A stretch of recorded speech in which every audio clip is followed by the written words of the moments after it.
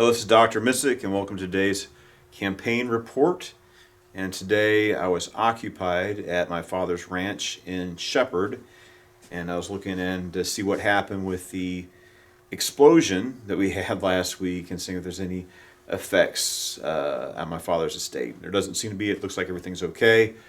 You can see the damage from the chemical explosion right on 1127, very close to Highway 59. So it's very scary that happened, and thankfully it doesn't look like there's any serious damage. A lot of sound and fury and smoke, but nothing was harmed. So tomorrow I'm going to go and have my name put on the ballot.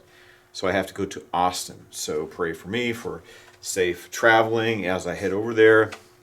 And one of the things that I was doing is I did create some campaign materials. And I have these campaign business cards. I got different kinds. And I have these campaign business cards that I'm going to be passing out, and I need to make some more. And I was talking to this lady about campaigning. She's trying to give me some input and ideas about how to do it. And we're talking about staying on point. And we have these, priorities, legislative priorities. And to me, the two things that we need to keep in the forefront, number one is closing down Colony Ridge. Today I was at my family's ranch in Shepherd, and my father's buried there. I went by his grave, and I was thinking about how that now, I've been living in this area for most of my life, and I have deep roots now in Shepherd, Texas, and a lot of people do. And because of Colony Ridge, there's people whose families live here for generations that are having to leave because it's not safe. It's not a safe environment for their children. We have the Gulf and Sinaloa cartels that have set up shop in Colony Ridge, and nothing's really being done about it because everyone apparently is bought off. And we need somebody from the outside to come in, someone with principles who's not going to cave in to corruption. So the two issues. Number one is Colony Ridge. We need to understand this election. We need to make this election a referendum on Colony Ridge. The people want this to happen. I don't want to have to leave. I mean, like I said, my father's buried, and other loved ones are buried on this ranch. We have a family cemetery there. And Ernest Bales is working against the interests of the citizens and the residents, his constituents that live in this area. And he's replacing this population. And of course, he's known to have been working really hard. I've been looking at the surveys of Republican voters here in this area. They're very conservative, and we know that Ernest Bales is left wing, and he's been working for several years now to flip Texas blue and to flip this district blue. And that's why he's doing Colony Ridge. So we do have these things that are important. Colony Ridge is a big one. The other one is this is a Trump election, and we need to support President Trump. I don't think that there's another MAGA candidate. I think I am the MAGA candidate, and Bales sure isn't the MAGA candidate because he's been he's criticizing the building of the wall. We need to finish Trump's wall. I don't think Janice Holt is a MAGA candidate. She's an establishment Republican. I'm not saying she's a bad person. That's just what she is. And the other candidate that's running, as far as I know, that there's only one more for now, and that's Robert Duke. I don't know his stance on supporting Trump, but we need to support our president, President Trump, the duly elected president who won the election in 2020. Was stolen from him.